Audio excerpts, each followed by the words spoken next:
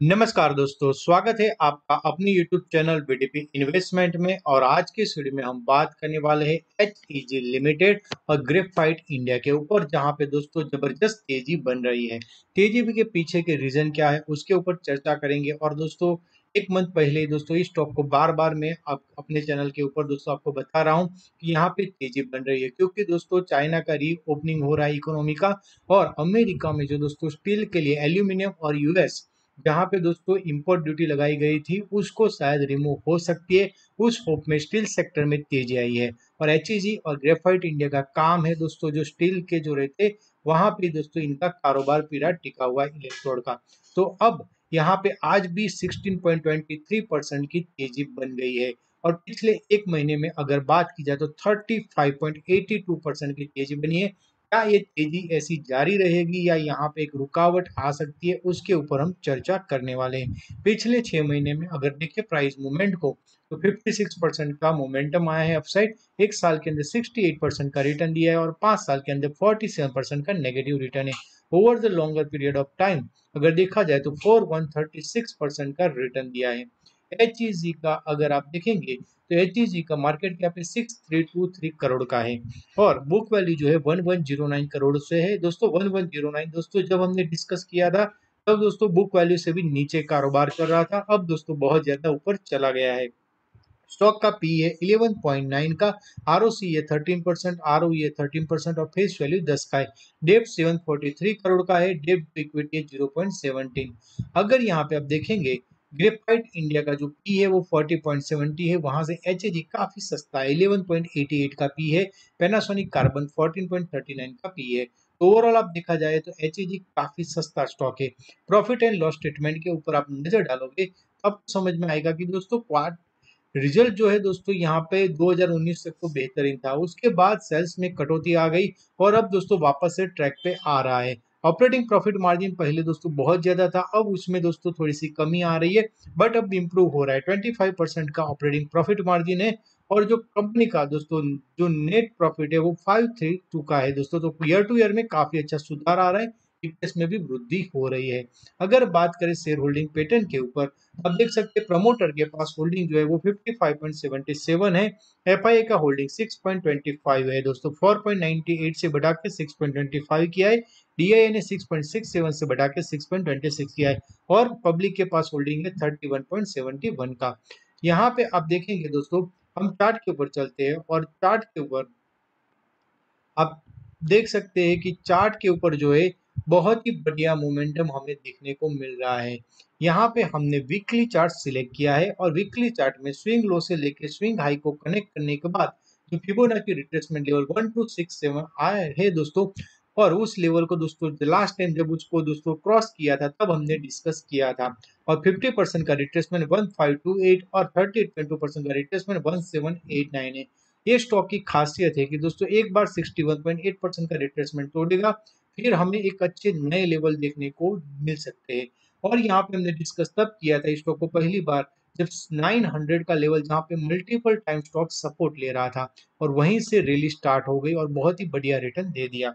But अब एक खतरे की घंटी है। क्या है खतरे की घंटी? तो डेली चार्ट के ऊपर आप देखेंगे कि पिछले कुछ टाइम से दोस्तों जब हमने दोस्तों ब्रेकआउट देखा और उसके बाद यहाँ पे देखिए दोस्तों ब्रेकआउट नहीं हो पाया, मल्टीपल रेजिस्टेंस था 61.8% का और फिर नीचे आया, फिर यहाँ से उसने तोड़ दिया दोस्तों। वॉल्यूम आप देखिए, वॉल्यूम मिला हमें, फिर इसको रिटेस्ट किया तो हमें मौके मिले थे, हमने डिस्कस भी किया था कि आपको मौके मिलेंगे और मौका मिला। और उसके बाद एक दोबारा अपसाइड मोमेंटम आ गया। क्या इस लेवल के ऊपर बाई करना चाहिए? तो दोस्तों डेफिनेटली नहीं। अगर 50% का रिट्रेसमेंट 1528 का है तभी बाई करना चाहिए। क्यों? क्योंकि आप देखेंगे कि भले वॉल्यूम के साथ ब्रेकआउट आया है, हाँ एक बात हो सकती है कि अगर 169 के ऊपर टिकता है तो फिर आप 1789 के लिए ले सकते हैं, बट वो बहुत ही रिस्की रहेगा। और यहाँ पे आप देखेंगे कि जो वॉल्यूम में बहुत ही ज्यादा हाई है दोस्तों, तो फिर एक री रेटिंग का भी कैंडिडेट बन सकता है। बट अगर गिरावट में 1528 का टच करता है तो वो बेहतरीन अपॉर्चुनिटी रहेगा। और सबसे बड़ा प्रॉब्लम है आरएसआई। आरएसआई जो है वो 86 हो चुका है ओवरबोट जोन के अंदर, तो वो बहुत ही बड़े खतरे की घंटी है दोस्तों। जब भी ओवरबोट जोन में होता है तब खतरा रहता है दोस्तों। अब हम चलते हैं दोस्तों ग्रेफाइट इंडिया के स्टॉक के ऊपर। ग्रेफाइट इंडिया में भी दोस्तों सेम सिचुएशन है, और ग्रेफाइट इंडिया और दोनों बहुत ही बढ़िया मोमेंटम दे रहे हैं हमें। ग्रेफाइट इंडिया में भी सेम सिचुएशन, अगर पहले वीकली चार्ट के ऊपर चर्चा कर लेते तो वीकली चार्ट के ऊपर दिखेंगे स्विंग लो से स्विंग हाई को कनेक्ट करने के बाद फिबोनाची रिट्रेसमेंट 61.8% 375 का, और लास्ट वीक में जब हमने डिस्कस किया था तब इसी के साथ नेगोशिएट कर रहा था दोस्तों। बट 50% का रिट्रेसमेंट 460 का लेवल है। और मैंने बताया था कि ग्रेफाइट में थोड़े से प्रॉब्लम भी है, क्या है वो भी हम डिस्कस कर लेंगे इसी वीडियो के अंदर। डेली चार्ट के ऊपर चलते आप देखेंगे कि यहाँ पे एक बेस बनाया, और उस बेस को बनने के बाद दोस्तों स्टॉक में एक अपसाइड मोमेंटम दिया। तो पिछले 3-4 दिनों से अपसाइड मोमेंटम है। आरएसआई की भी अगर हालत देखा जाए तो आरएसआई भी 82 है, यानी कि दोनों स्टॉक ओवरबॉट जोन में काफी चल रहे हैं। बट यहाँ पे आपको 375 के स्टॉप लॉस के साथ आप आगे बढ़ सकते हैं, कोई दिक्कत वाली बात नहीं है। फंडामेंटल कैसे ग्रेफाइट इंडिया के, तो ग्रेफाइट इंडिया में आज भी 5.92% का दोस्तों अपसाइड मोमेंटम दिया है। 5 दिन के अंदर देखा जाए तो 7.34% का रिटर्न है, और एक मंथ के अंदर 22.55% का रिटर्न है। ये सारी तेजी आना तब स्टार्ट हुआ जब ग्रेफाइट के जो सीईओ है उन्होंने बताया कि आने वाले टाइम में बहुत ही बढ़िया इस सेक्टर का आउटलुक हो सकता है, और तब से ग्रेफाइट इंडिया, एचईजी, सारे इलेक्ट्रोड कंपनियां करंट में आ गई है। और दोस्तों तेजी कंटिन्यूस बन रही है। 6 मंथ के अंदर बात की जाए तो 5.20% का अपसाइड मोमेंटम है।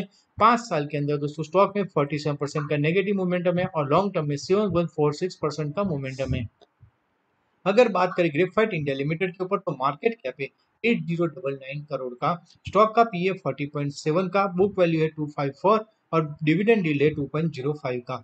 अगर बात करें आरओसी 6.22% है, आरओई 4.02% है, फेस वैल्यू 2 का है, डेप्ट है 426 करोड़, और यहाँ पे आप देखेंगे डेप्ट इक्विटी 0.09 का। यहाँ पे आप देखेंगे क्वार्टरली रिजल्ट को, तो दोस्तों क्वार्टरली रिजल्ट हमने डिस्कस किया था, सेल्स में अच्छा ग्रोथ था, रेवेन्यू में कमी थी दोस्तों, ऑपरेटिंग प्रॉफिट मार्जिन में कमी थी। रेवेन्यू अच्छा था बट ऑपरेटिंग प्रॉफिट मार्जिन में कमी आई, अदर इनकम में कमी थी, तो दोस्तों प्रॉफिट काफी आधा हो गया था दोस्तों। और यहाँ पे ईयर टू ईयर में भी देखेंगे तो दोस्तों रेवेन्यू में कमी आई थी, और प्रॉफिट ऑलमोस्ट 3 टाइम हाफ हो गया। बट उसके बाद भी तेजी बनी, क्यों? क्योंकि दोस्तों आउटलुक बेहतरीन था। आउटलुक काफी निर्भर करता है, और सीईओ का बोलना था कि आने वाले ईयर क्वार्टर में रिजल्ट में काफी अच्छा हो सकता है, और मार्जिन में भी एक्सपांसन आ सकता है, और रेवेन्यू में भी एक्सपांसन आ सकता है, और उसी की वजह से ये पूरा सेक्टर चल रहा है। प्रॉफिट एंड लॉस स्टेटमेंट के ऊपर नजर डालेंगे तो आप देखेंगे कि सेम सिचुएशन जो वहां पे दोस्तों एचईजी का देखा वैसा ही यहाँ पे भी दिख रहा है, सेक्टर का पूरा है। बट यहाँ पे आप देखेंगे तो एक डिफरेंस है। क्या डिफरेंस है? सेल्स आप देखेंगे 2019 का 7858 है, और कोरोना टाइम मार्च 2020 का 3094 है। बट उसके बाद जो प्री कोविड लेवल था 309794 का, उसको इस ईयर में तोड़ दिया है। दूसरी बड़ी बात कि यहाँ पे ऑपरेटिंग प्रॉफिट मार्जिन एक खतरे वाली है, 8% है, पहले बहुत ही बढ़िया दोस्तों मार्जिन था ऑपरेटिंग प्रॉफिट मार्जिन। तो यहाँ पे अगर दोस्तों डबल डिजिट में भी ऑपरेटिंग प्रॉफिट मार्जिन आ जाता है तो काफी अच्छा अपसाइड हमें देखने को मिल सकता है, इस स्टॉक में रीरेटिंग की संभावनाएं बन सकती है। शेयर होल्डिंग पैटर्न हमें क्या बता रहे हैं, तो शेयर होल्डिंग पैटर्न में प्रमोटर के पास जो होल्डिंग है वो 65.34% का होल्डिंग है, एफआईआई के पास 4.02 है, डीआईआई के पास 8.61 है, और पब्लिक के पास होल्डिंग है 22.02। अगर आप देखेंगे तो एफआईआई लगातार अपने होल्डिंग थोड़े थोड़े करके कम कर रहे हैं, जबकि डीआईआई अगर देखेंगे तो यहाँ पे आप देखेंगे 5.67% का होल्डिंग था सितंबर 2021 में, उसके बाद 6.48% हुआ, फिर 9.09% हुआ, यानी कि थोड़ा बढ़ाया फिर बाद में कम कर लिया। तो एफआई डीआई कुछ क्वार्टर में बाई करते हैं, कुछ क्वार्टर में कम करते हैं। अगर ट्रेड की बात की जाए दोस्तों, रिसेंट जो ट्रेड हुए हैं वहां पे मार्च 2020 में इनसाइडर ट्रेड हुआ था और क्वांटिटी बाई हुई थी। उसके बाद आप देखेंगे बल्क ट्रेड जून में हुआ है दोस्तों, 2 जून 2023 को ग्रेविटोन रिसर्च कैपिटल का था दोस्तों, बाई जितना किया उतना ही सेल कर दिया था 366 के प्राइस के ऊपर। ब्लॉक डील के ऊपर बात करें तो दोस्तों 2022 के बाद कोई ब्लॉक डील नहीं आई है। तो यहाँ पे आप देख सकते हैं कि जो हमने चार्ट के ऊपर डिस्कस किया कि दोनों स्टॉक में ओवरबोट जोन आ चुका है दोस्तों, वॉल्यूम के साथ एचईजी में काफी अच्छा बाइंग है। तो आपको क्या करना है दोस्तों, थोड़ा वेट करना चाहिए, या तो फिर अगर ट्रेडिंग के नजरिए से करना हो तो जो जो आज का हाई है उसके ऊपर टिकना स्टार्ट करें तो आप अपसाइड मोमेंटम दे सकते हैं। पर मीडियम टू लॉन्ग टर्म के लिए थोड़ा सा पेशेंस रखना जरूरी हो जाएगा, क्योंकि करेक्शन आ सकता है, क्योंकि नीचे के लेवल से काफी अपसाइड मोमेंटम आ चुका है। बट जो रेवेन्यू और दोस्तों इकोनॉमी ओपनिंग हो रही है चाइना की और यूएस में जो अभी आएगा दोस्तों अपडेट स्टील सेक्टर और एल्यूमिनियम के ऊपर, तो ये स्टॉक में री रेटिंग की संभावनाएं बढ़ सकती है। तो आपको जरूर से ये सेक्टर के ऊपर ध्यान रखना चाहिए और ये दोनों स्टॉक आपके वॉच लिस्ट के ऊपर ऐड करना चाहिए। अगर आपको कोई स्टॉक के ऊपर दोस्तों एनालिसिस चाहिए तो आप कमेंट करके मुझे बता सकते हैं। इस वीडियो को एजुकेशनल पर्पज के लिए बनाया गया है। और अभी तक आपने एंजल वन में डीमेट अकाउंट ओपन नहीं किया तो फ्री में डीमेट अकाउंट ओपन कर सकते हैं। लिंक जो है डिस्क्रिप्शन बॉक्स में डाली हुई है। थैंक यू वेरी मच दोस्तों। और ये सारी मेरे पर्सनल व्यू है, कोई रिकमेंडेशन नहीं है। धन्यवाद दोस्तों, मिलते हैं नेक्स्ट वीडियो में।